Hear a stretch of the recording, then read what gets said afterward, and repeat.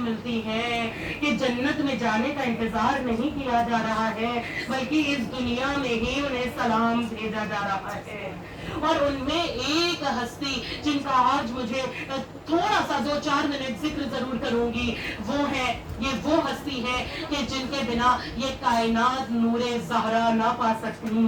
یہ وہ شہزادی ہیں، یہ وہ بی بی ہیں کہ جن کے لیے رسول خدا ان کی وفات کے بعد مکے میں جناب خدیجہ کی وفات ہوئی ہے، لیکن مدینے کی گلیوں میں کہتے تھے کہ کوئی مجھے کہیں سے نور خدیجہ دکھا دے، کوئی مجھے کہیں سے نور خدیجہ دکھا دے. یہ نور خدیجہ کیا آپ کے چہرے کا نور تھا، کیا ظاہری نور تھا؟ پتا چلا نہیں، نور خدیجہ ان کے بلند ایمان کا نور تھا. نور خدیجہ جو آپ نے اللہ کی اور ان کے رسول کی اطاعت کی، یہ اس کا نور تھا.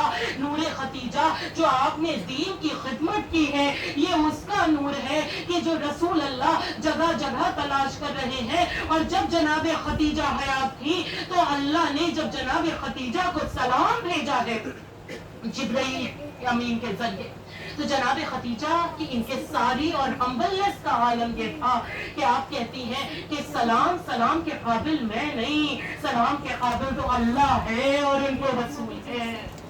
ہاں، جب آپ کے پاس آخری وقت میں صرف ایک کھجور باقی رہ گئی تھی نا، تو عورتوں نے آپ کا مذاق اڑانا شروع کیا اور کہا کہ اے خدیجہ، یہ کیا حماقت کی، اپنا سب کچھ لٹا دیا، صرف ایک کھجور بچی ہے اور کچھ نہ بچا. جناب خدیجہ کہتی ہیں کہ تجھے لگتا ہے کہ صرف ایک کھجور بچی ہے اور میں نے اپنا سب گوا دیا، لیکن میں نے کیا پایا ہے؟ اے خدیجہ، آپ نے کیا پایا ہے؟ کہا میں نے اللہ کو پایا ہے، میں نے محمد مصطفیٰ کی محبت کو پایا ہے.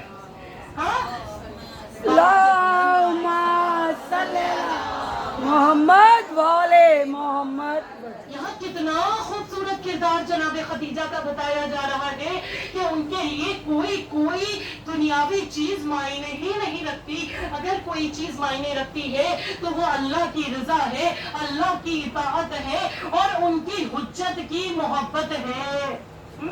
کیا ہم نے کبھی سوچا کہ ہمارے دور کی محبت، ہمارے دور کے محمد کی محبت کی ہم نے کتنی فکر کی ہے؟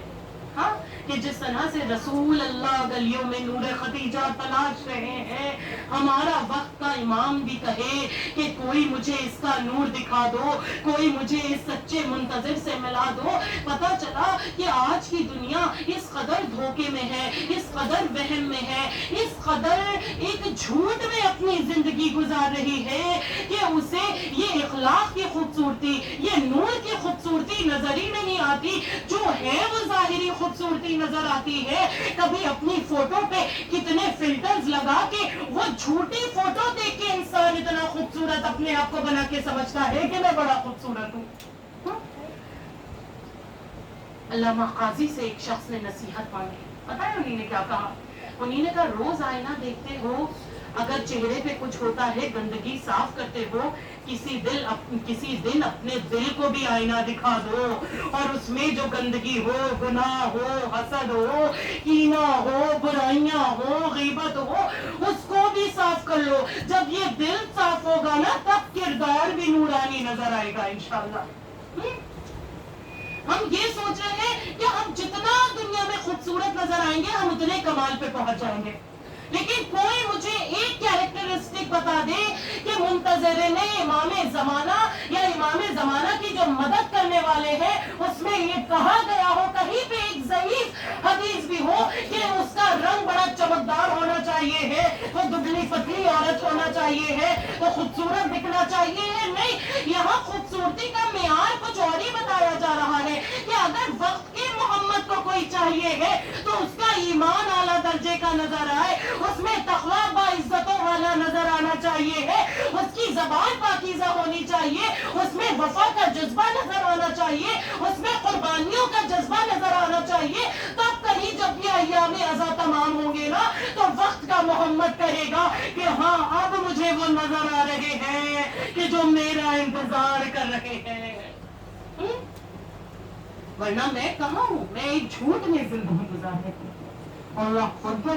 हमने इतने बड़े बड़े आलिम देखे कि शेख अब्बास उम्मी इतनी बेहतरीन किताबें देके चले गए, अल्लामा अमीनी 40 साल तक सिर्फ हजारों और लाखों किताबें पढ़ के अल-गदीर जैसी किताबों का वॉल्यूम्स हमें देके गए, और इसी तरह से अल्लामा मजलिसी, शेख मुर्तजा अंसारी, लेकिन हमें कहीं नहीं मिला कि ये हमसे ये बता रहे हो कि देखो हमने कितना अजीम काम किया, देखो हम कितने अच्छे, देखो हम कितने अच्छे। ये तो इतने हम्बल नजर आ रहे हैं कि अगर कोई इनकी तारीफ भी करता है तो शेख अब्बास उम्मी ये कहते हुए नजर आते हैं कि मैं उस तारीफ का क्या करूंगा कि जिसके लिए मुझे पता ही नहीं कि मेरे अमल को अल्लाह ने कबूल भी किया है कि नहीं किया है। अल्लाह अकबर। तो अब अगर हम आज रात में बिस्तर पे जाएंगे, वो जो शैतान फोन वगैरह है उससे फुर्सत मिल जाएगी इंशाल्लाह, तो हम सेल्फ असेसमेंट आज करेंगे अपना, सब करेंगे। हाँ, इसलिए नहीं कि मैं कह रही हूँ, इसलिए कि सातवें इमाम इमाम मूसा काज़िम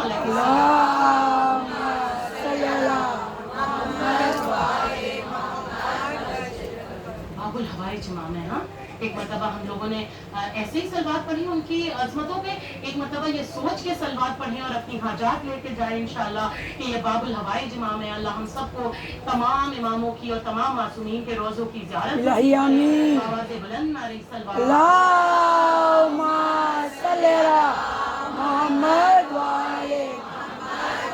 माशाअल्लाह, क्या खूबसूरत आपकी सलवात ये निकली है ना। हम सोच भी नहीं सकते कि एक एक सलवात रसूल अल्लाह लेते हैं। एक इखलास के साथ भेजी हुई सलवात इंसान के सारे गुनाहों को माफ कर देती है। हाँ, माशाअल्लाह। हमें लगता है एक सलवार बहुत मामूली चीज है ना। आगे बहजत के पास एक शख्स आया अपनी कोई बहुत बड़ी मुश्किल लेके और कहा, आगा मेरे लिए कुछ मन्नत कर दीजिए, नज्र कर दीजिए कि मैं मुश्किल से निकल जाऊं तो मैं वो मन्नत को, अपनी नज्र को पूरा करूंगा। आगा बहजत ने कहा, कर देता हूँ।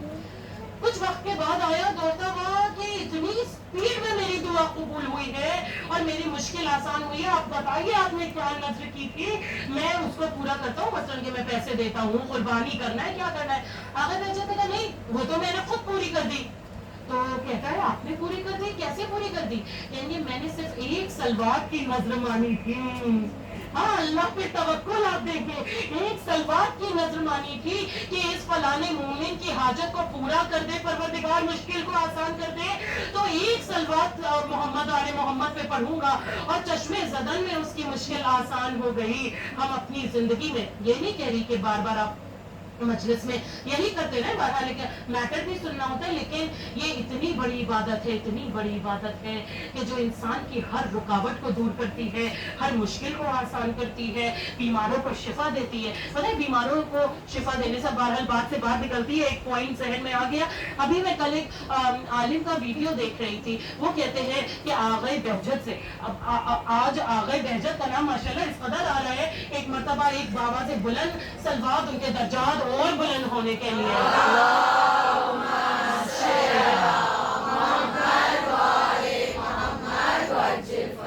वो आया एक मरतबा और बाबा से बुलंद,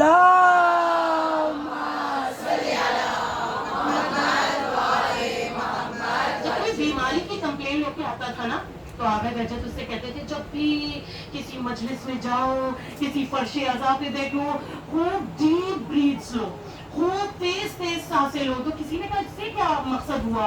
कहा, तुम्हें नहीं पता कि जहाँ फर्श अज़ा बिछती है वो करबला वो जगह हो जाती है, करबला में खाके शिफा होती है।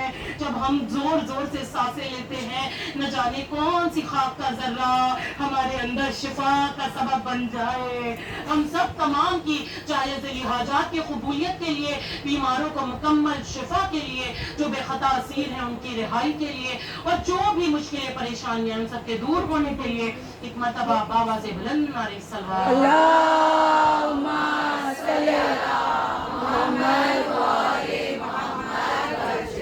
बस अज़ादारान इमाम हमसे यही कहा जा रहा है कि अपने इखलाक को, अपने किरदार को, अपने ईमान को और बढ़ाते जाओ, बढ़ाते जाओ। अगर मिसाल के तौर पे इमाम आज़म से पहले 5 नंबर पे थे तो 6 हो जाना चाहिए, 7 हो जाना चाहिए। तब इन मजलिसों का हम समझ लेंगे कि कोई فائدہ نظر آ رہا ہے۔ اور جناب خدیجہ کی مثال جو میں آپ کے سامنے پیش کر رہی تھی، آخری بات اور میں مسائب کی طرف، کہ یہ وہ عظیم ہستی ہے جو آپ سے یہ کہا جا رہا ہے کہ مومنین جب جنت جائیں گے تو ان سے اللہ کلام کرے گا اور ان کو سلام بھیجے گا۔ جناب خدیجہ اس دنیا میں رہتے ہوئے اللہ ان پہ سلام بھیج رہا ہے، اس بات کا اعلان ہو رہا ہے، اس بات کی دلیل دی جا رہی ہے کہ ہم جنت جائیں گے تو سلام آئے گا۔ خدیجہ نے اس دنیا میں رہ کے جنت خرید لی ہے کہ جو اللہ کا سلام آ رہا ہے، آواز بلند آ رہی صلوات اللهم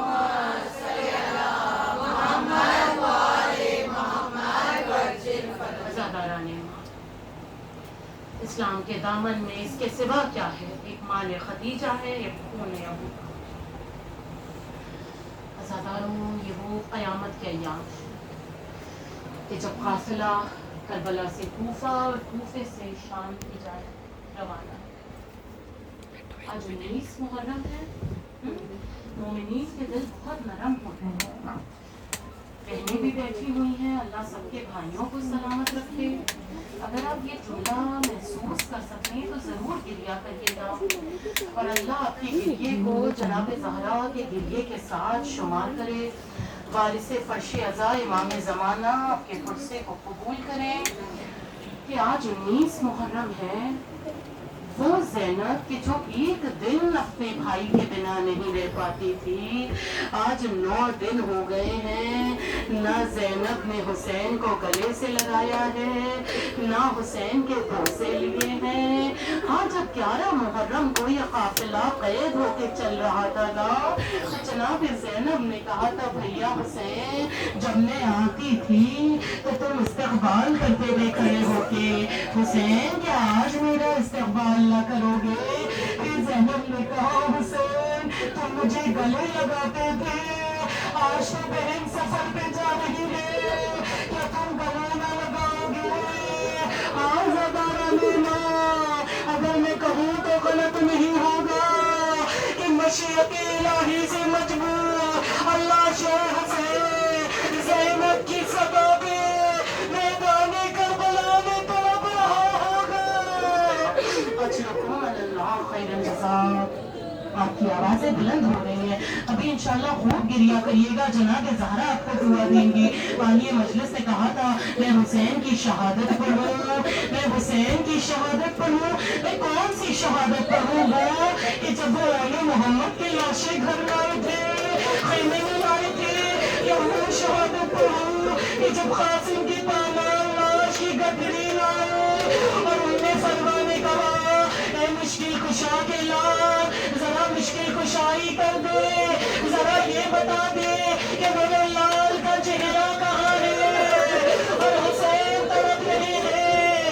میں حسین کی وہ شہادت بیان کروں کہ روایتوں میں ملتا ہے کہ اگر علی اکبر کے لاشے پہ حسین کے پہلو میں زہرا نہ ہوتی، حسین کا دم لاشے علی اکبر پہ نکل جاتا، کہیں حسین کا دم نہ نکل جائے، بڑے خیمہ سے زینب نے آواز دی تھی اے حسین علی اکبر کو خیمے میں لے آئیے، یہ زینب جانے اور 18 برس کی کمائی۔ یا پھر اس عباس کی ذکر کروں کہ جس کے لاشے پہ حسین چیخے مار مار کے رو رہے تھے کہ اے عباس آپ نہیں رہے تو دشمن آپ کے مولا کا مذاق بنا رہے ہیں۔ ادھر حسین دہاڑے مار کے روتے تھے، ادھر یہی تالیاں بجا بجا کے ہنستے تھے کہ اے حسین اسی عباس کے سہارے کربلا آئے تھے، اسی کے سہارے سے گالیوں کو لائے تھے، لیکن ہاں آج وہ شہادت پڑھوں گی کہ جہاں پہ کربلا کے میدان میں صرف ایک ماں ہے، اور جو میدان کربلا میں حسین کا سر اپنی گودی میں گڑا رہی ہے۔ اجرکم اللہ خیر الجزاء۔ بس ایک دو منظر آپ کے سامنے اور مجلس کو تمام کیا، ایک وہ منظر نظر آیا کہ دو لاشیں میدان کربلا میں ایسے نظر آئے ہیں کہ جو زندگی میں بھی پامال ہوئے ہیں اور جو عصر عاشور کے بعد بھی پامال ہوئے۔ ایک آپ جانتے ہیں جناب قاسم کا لاشا ہے، دوسرا حسین غریب کا لاشا ہے۔ یہ وہ وقت تھا کہ جب آپ گھوڑے سے گرے ہیں، آپ محسوس کرتے جائیے گا، انشاءاللہ آخر میں آپ کا دلیہ ضرور قبول ہوتا رہے گا۔ جب حسین گھوڑے سے گرے تو کسی کی ہمت نہیں تھی کہ کوئی حسین کی طرف آتے دیکھے کہ حسین مر گئے یا زندہ ہے۔ ایک لعین نے کہا کہ چلو خیموں پہ حملہ کر دے۔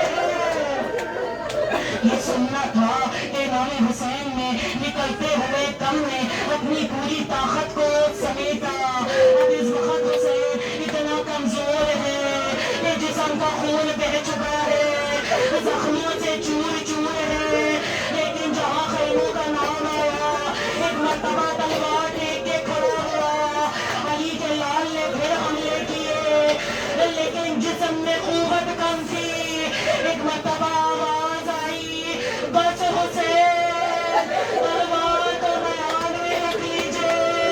تلوار کا میان میں رکھنا تھا۔ ہر کسی نے حسین پہ حملے کیے، کسی نے نیزے مارے، کسی نے تیر مارے، کسی نے پرچیاں ماری، کسی نے پتھر مارے، کہ جس کے پاس کچھ نہ تھا اس نے ریت اٹھا کے اور زہرا کے لال کے زخموں کے اجرکم اللہ خیر جزا۔ آزاداران ایمان، یہ وہ وقت تھا کہ ابھی حسین کا دم نکلا نہیں تھا۔ حسین نخاہت میں میدان کربلا پہ نیم کھلی ہوئی آنکھوں سے اپنے خیموں کی طرف دیکھ رہے تھے کہ آخری مرتبہ سکینہ کو دیکھ لے، آخری مرتبہ زینب کو دیکھ لے۔ آزاداران ایمان، لیکن جو گھوڑے دوڑانا شروع کیے اور زندگی میں لاشیں حسین پاوا، میں کہوں یا زہرا یہ آپ کی تین بسیاں ٹوٹی، آپ کا حسین اتنا پامال ہوا کہ کوئی ہڈی سینے سے باہر اور کوئی پشت سے باہر۔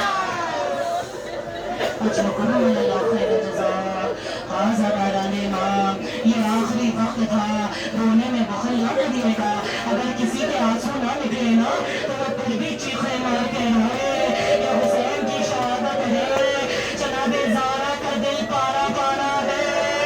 آزاداران ایمان، ایک منظر سامنے آیا۔ پانچویں امام سے کسی نے پوچھا، مولا ہم نے سنا ہے آخری وقت میں ذوالجناح مولا حسین سے کچھ باتیں کر رہا تھا۔ امام نے کہا ہاں کہہ تو رہا تھا۔ کہا مولا کیا کہہ رہا تھا؟ کہا ذوالجناح میرے دادا حسین کے طواف کر کے کہہ رہا تھا، آقا ایک مرتبہ ہمت کر کے میرے اوپر سوار ہو جائیے، میں آپ کو اتنی دور لے جاؤں کہ آپ کے دشمن آپ تک نہ پہنچ پائے۔ حسین کی غربت بڑھی۔ حسین نے کہا ذوالجناح اب اس دشت سے کہاں جاؤں گا جہاں میرے بھائیوں کے لاشیں ہیں، جہاں میرے بچوں کے لاشیں ہیں۔ اگر حسین کی کچھ مدد کرنا ہے نا تو ایک مرتبہ اپنی گردن کو جھکا۔ حسین کی غربت اور بڑھی، ذوالجناح نے گردن کو جھکایا، حسین نے باہیں ڈال دی۔ مولا کیا حکم ہے؟ کہا ہے ذوالجناح اولاد والے دل کو سنبھالے، کہا ہے ذوالجناح اپنی گردن کو اتنا اٹھا کہ مجھے کربلا کے میدان میں علی اکبر کا لاشا نظر آ جائے، اور میں چاہتا ہوں جب میرا دم نکلے اور مجھے علی اکبر دکھائی دیتا۔ اجرکم اللہ خیر جزا۔ آخری جملہ مجلس تمام کی